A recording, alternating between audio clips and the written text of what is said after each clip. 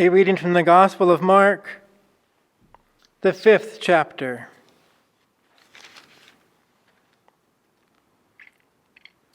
They came to the other side of the sea, to the country of the Gerasenes.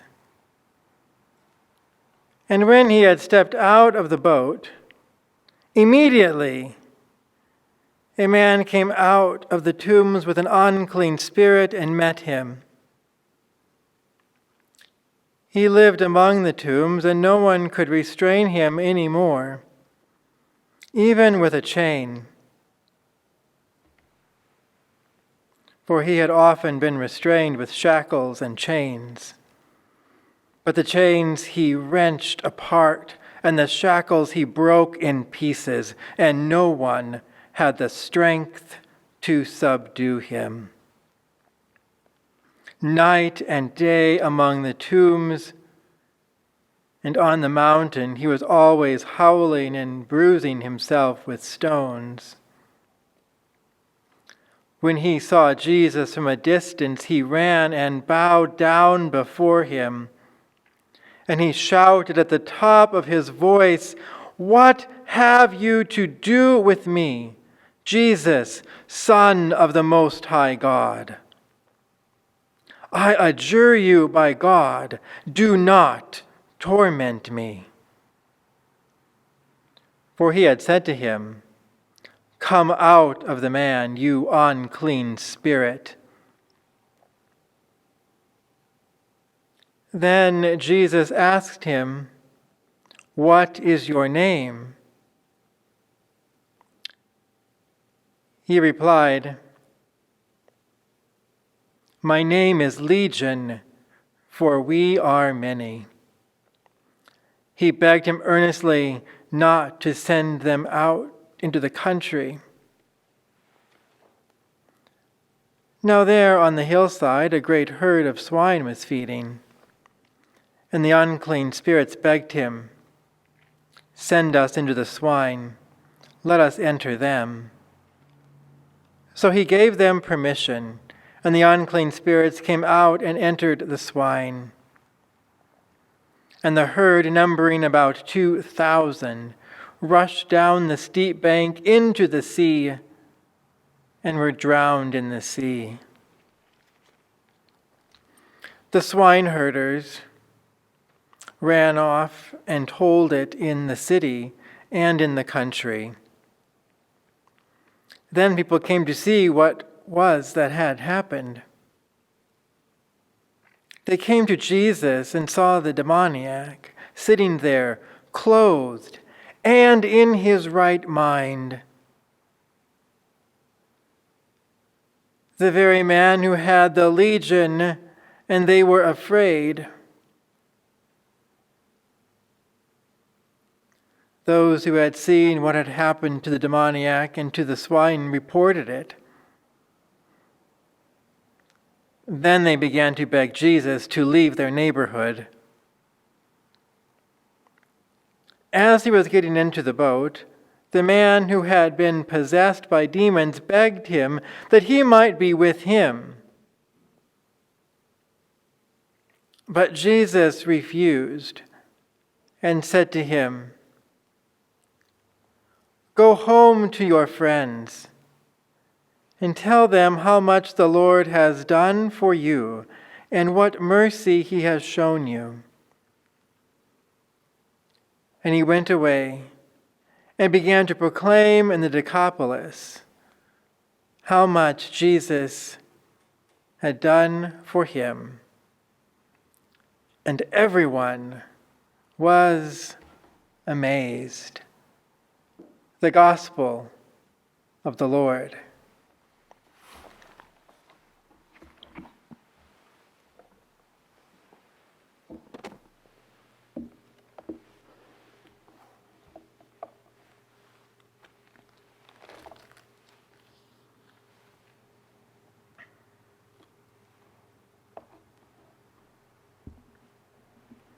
This story of the healing of the Gerasene demoniac is full of action and heightened drama. It is more action-packed than many of our stories. How then are we to hear this story in the contemplative mood and quiet of this space? Meeting an uncontrollable man in a graveyard is hardly the image most of us would choose for meditation. A legion of demons and thousands of swine racing into the sea are not necessarily the images of calm and comfort that open our hearts to God. The people respond in fear and ask Jesus to leave. His power is too disruptive to their lives.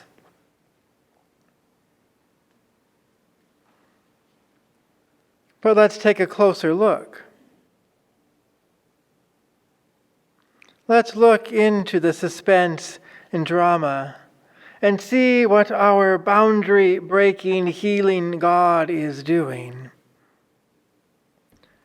Perhaps here in the profound and stunning activity of our God, we will be given in grace a place to dwell deeply in this holy time and ponder the holy at work in our lives and in our world today. Jesus has just made the first of many crossings told in the Gospel of Mark. There are several stories of what Jesus does on the Jewish side of the sea, he then does on the Gentile side, crossing back and forth as if stitching these two sides together with the thread of his crossing back and forth again and again. The healing of the Gerasene demoniac is the counterpart to Jesus healing the man who enters the synagogue with a demon. The geography highlights the contrasts.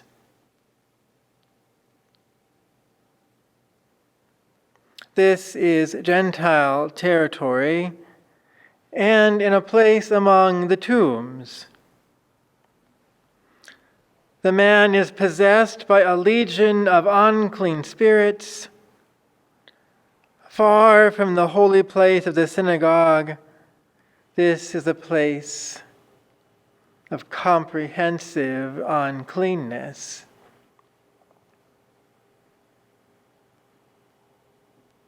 This man has lost his humanity to the demonic. 3 times we are told that he lives among the tombs, the place of death. The graveyard, an image also of a very lonely place where he is isolated from the community. In fact, the unclean spirits are so strong within him that the community no longer even attempts to see his humanity beneath this uncontrollable demonic behavior. Even the grammar of this description conveys the chaos of the man's condition. He cannot be bound, but neither is he free. Nevertheless, Jesus never loses sight of him. Jesus remains fixed on the person whom we would rather and easily ignore. Jesus sees past this man's condition to the person he is. From the moment Jesus disembarks the boat, his sight is fixed on him. This man of layers of uncleanness who cannot come to God is not beyond God's reach to come to him.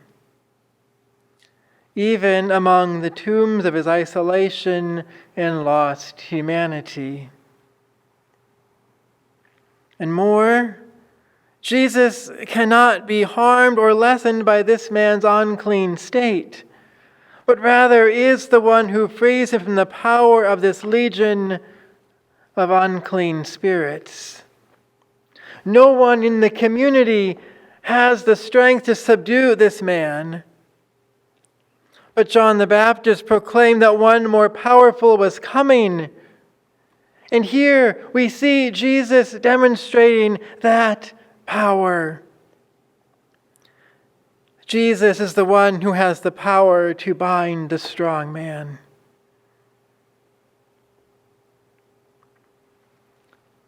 Again, it is significant for Mark's story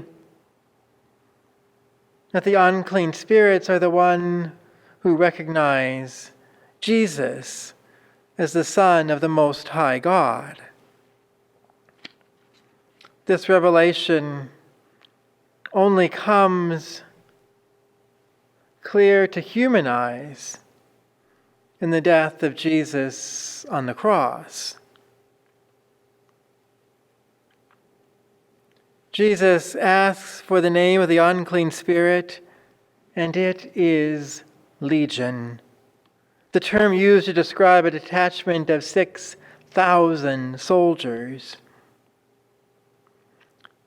Jesus sends these unclean spirits into unclean animals nearby, another sure sign that we're in Gentile territory. And they quickly rush down the steep bank into the watery chaos.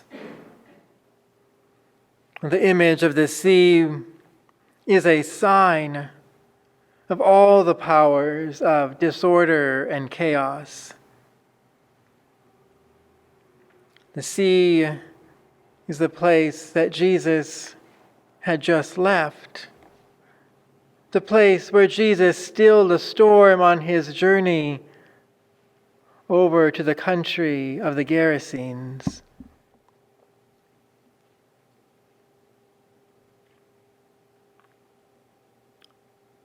But this healing, restoring this man to life, ending his torment and living among the places of death and isolation, does not bring cause for celebration, but rather provokes fear.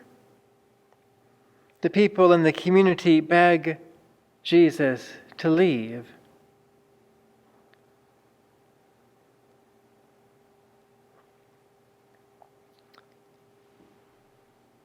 The word of his mighty deeds of power will be proclaimed and received and spread throughout this land. For the people, even in their fear, even as they force Jesus to leave them, to go away, they are not able to stop the good news from spreading and taking root among them. Where Jesus meets this push to leave the neighborhood by sending this healed man as a missionary among his own people, to tell what the Lord has done for him and the great mercy that has been shown to him. The healed man becomes a mustard seed planted among the people and a model for us all. For it is in obedience to Jesus' command that this man has found his freedom. And it is finally through this man's testimony that the much anticipated amazement happens. The witnesses respond in fear,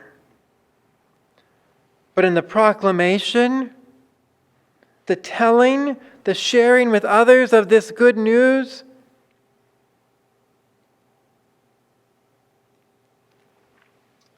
there is amazement. Amazement at what has happened for this man. Now echoing the amazement of the people in the synagogue, at Jesus' healing and teaching.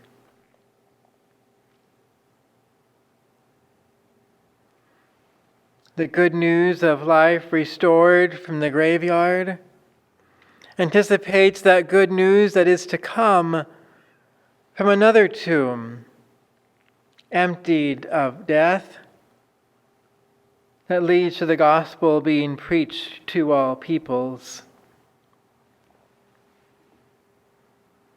And that story too is marked with both fear and amazement.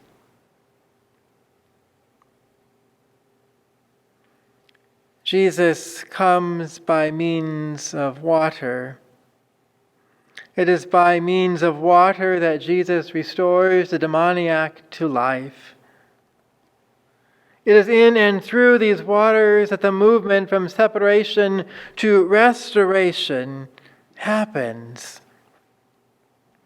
It is in and through these waters that death is transformed into life.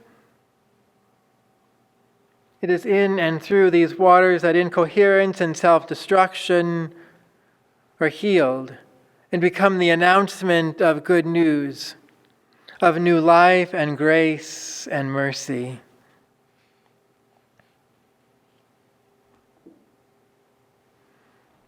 This, dear friends, is the baptismal life. Through the waters of God's mercy and grace, we are raised from death to new life. Through these community birthing waters, we are brought in from the isolation of life on our own to a place in the interdependent relationships of community. Through these cleansing waters, we are freed from captivity and liberated to tell the wonders of God's deeds of mercy and grace as mustard seeds planted in the fields of our own community.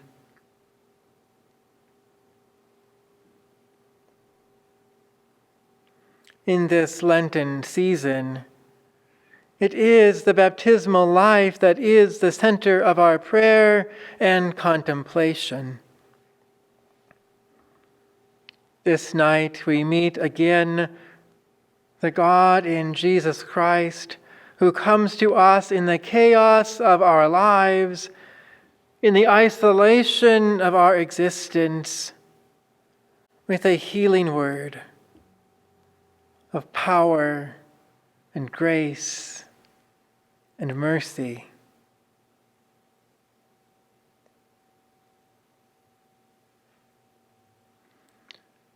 Will our response be that of fear or amazement? That is certainly a question for our hearts to ponder in this contemplative time and season.